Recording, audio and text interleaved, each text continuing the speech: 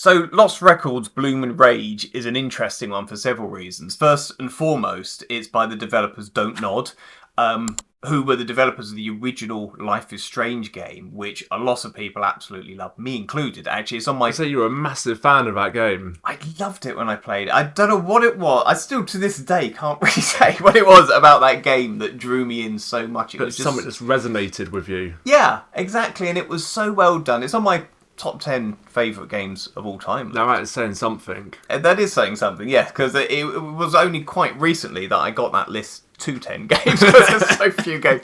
But anyway, the other reason it's interesting is because Sony somehow managed to get this as a relatively rare day one release on PlayStation Plus Extra, I think it was, which is the middle tier, and obviously if you have the higher tier, you still get access to it. And that's both parts of the game because it's in two parts. Part one is out now at the time we're reviewing this, which is early March. It came out at end of February. Second part was delayed slightly. It was originally going to come out in March 2025. Now it's April 2025. But you don't really get parts in games, do you? You get like sequels and follow-ups, but part 1 and part 2 is quite strange. How long is part 1? It's longer than you would expect, actually, and arguably longer than you would want it to be. So it doesn't feel like half a game. It's... yeah, okay, but that's an altogether different question. It took me about 8 hours to get through part 1. Roughly. Let me explain the mechanics of the game, actually, and then we'll get into the nitty-gritty of it. So, obviously, it's by Don't Nod. It's a narrative adventure. It's very similar to the other Life is Strange games, mechanically speaking, or the Telltale games, if you're not familiar with the Life is Strange series. And you play the role of Swan. The game is principally told in two timelines. It starts off in 2022, and you're sort of meeting up with one of the friends. The protagonist basically makes 3 friends. You've probably seen them on the box art and the promotional art. The 4 charming, that many. four charming young ladies. So you're meeting her in about for the first time since 1995, which is where most of the game is set, and it's mostly told through flashback. You sort of sit down with your friend and you start thinking about the scenes in order, thankfully, of what happened in that summer. And it very quickly becomes apparent. It is suggested that there's a kind of I Know What You Did Last Summer vibe, which was a film from quite a long time ago, where basically the protagonists in that did something. I think someone ended up dying, and they all sort of agreed, pact of silence, and then And later been ripped off several times since, I think. It's been ripped off so many times, including here. And it's sort of the friends are meeting for the first time in all this time because something happened back then, and they agreed to sort of never talk about it. But then something else has happened which suggests somebody knows about this, and so they're sort of coming together to talk about it. Which is a really intriguing premise, actually. As soon as you get wind of that, you think, oh, what's going to happen? And then an hour goes by, and then a second hour goes by, and a third hour, and a fourth hour, and you're like, is anything going to happen? Well, that's the question. And that is answered by the end, and I'm not going to go into... This is a spoiler-free review. This is a completely spoiler-free review, and I can say this without spoiling it, no. It's very, very little happen. It's a lot of... The two parts, the subtitle is Bloom and Rage. Part 1 is Bloom, and then part 2 is Rage. And so I guess if the title is saying Bloom, but that's mostly what they do. They make they discover each other, these 4 girls, and they make But you could have done it maybe half the time. It's a bit like watching a TV series, and you're 8 episodes in, you think, what's actually happened? I'm 8 episodes in, and the pacing, the pacing is torturous. And for a game that's story focused, pacing has to be spot on. Well, that's right. And I kind of get the impression that Don't Nod were maybe aware of this, because they've put into the game an extra...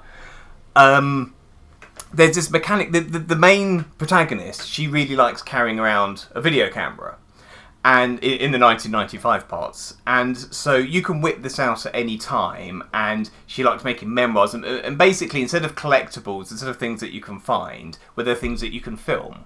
So when you're in the outdoor parts, there are various birds around, and if you get a footage of each bird, you'll get a trophy. You can also sort of change the order of these in the menu for no apparent reason whatsoever. I mean, no matter what you do with them, they end up looking like crap anyway, which I guess maybe was intentional because most people who walked around with cameras back then didn't produce anything of any real merit. But the collectible part of it, which is, I suppose, a little bit like Toem or Pokemon Snap, but with videos instead of photos, is actually probably the most interesting part of the game. And I say that as someone who likes photography games and did indeed used to walk around with a video camera in my coat pocket when I was that age. I kind of quite liked finding the collectibles. I wish, because there's little squares that appear around everything that are filmable, I wish those squares changed colour or something when you'd already got that category of thing and you couldn't get it again. Because it's quite annoying, especially when you're outdoors looking around and there's about 30 squares around you and you have to zoom in on every one of them just for it to already have a little tick in the box once you zoom in. It's wasting your time. It's a waste of time, yeah. It's padding, frankly. So, in that case, if it is almost like a half-finished game and it's coming in 2 parts, why not delay it and do both together and release one game? Well, Don't Nod claim this was intentional from the start. The whole multi-part adventures thing, I mean, Life is Strange was in multiple parts. I didn't play it actually until the whole thing had been released, because I'd learnt my lesson from Telltale games, which are also in multiple parts. And the delays between episodes would just get longer and longer and longer, and everyone just got fed up with that. That's why when the most recent Life is Strange game released, Double Exposure, it was all in one, and most narrative adventures do release all in one go now. But Don't Nod have put out that, they thought it'd be nice to have a cliffhanger and to get people to... But the trouble is, there's one fatal flaw with that theory. Is that it doesn't have a cliffhanger? Oh, how ever did you guess? I just went out off on a limb there. It's extraordinary how little happens in this game. It's what doesn't help as well, actually, is that the 4 characters... I saw your face when you saw the art of this game. I mean, trust me, that's nothing. You play the game, and I mean, the very first scene... I thought I was just looking at 4 dumplings, to be honest. I mean, that's my way of putting it. The protagonist, Swan, was, let's say, a little rotund in her younger years. And that initial scene is not for the faint of heart. She's in her underwear laying on a bed. And you don't want to have eaten shortly before playing that scene. It's almost like the developers are taking the piss out of it. It's supposed to be, let's feel sorry for the fat girl, but it's almost like they're taking the mick, because the first task is finding a snack in her. She's the kind of girl that when she wakes up on her bed, she thinks, either I haven't shaved my pits today, or I've suffocated the cat under a bingo wing. It's really quite unnerving. She has the whole shy girl routine. I think they could have done that without making her look like a Goliath. What about her 3 friends? The 3 friends. Okay, so we've got... I don't know how to put this delicately, because... Well, 2 of them are in a band. There's the black girl who you're meeting the adult version of at the beginning of the game. She's one of the band members. There's almost nothing remarkable about her. She's a very bland character. There's her mate, who has sort of got the short hair with hair dye piercing. She's very brash and, your typical bratty wannabe punk girl. And then there's another one who's probably the most interesting of the 4, actually, Kat, who is, kind of rebelling against the fact that her parents are very religious and keeping her keeping her locked up all of a sudden. And there's a bit of beef between the protagonist, all four of them really, and her older sister and his obnoxious boyfriend. But I feel like I'm making it sound more interesting than it actually is, to be honest. Don't worry, you've not made it sound interesting. I kind of feel like I'm doing Don't Nod job for them by trying to actually make them sound like four rounded. Well, one of them is very rounded, but four rounded, well-rounded, diverse characters. When really they're all fundamentally the same, and they're all fundamentally uninteresting. And that really harms the game. It really makes it a struggle getting through the game. I mean, you're really not selling this to me, because there's so many better point-and-click adventures out there. I mean, the original Life is Strange and so many Telltale ones. I mean, is there anything in this game what you'd say you'd want to recommend this over another point-and-click adventure? Yeah, I mean, it's not really point and click. It's a graphical narrative adventure. I know what you mean by that, but just not to confuse anyone who may not be familiar with Telltale and Life is Strange. You do control them with a controller, and you occasionally get some free walk around scenes. You occasionally get to choose dialogue, which is supposed to have all of these paths, but it doesn't really. It's just like pretty much all of them. Very little of what you does other than trying to establish a relationship, because you have the choice when it comes to the relationship between... They're all lesbians, apparently. Of course. Would you, or why would you, recommend this storytelling game over any of its predecessors in the genre? I wouldn't. The thing is, I did have a look online before making this review. Some people do really like it. I don't know...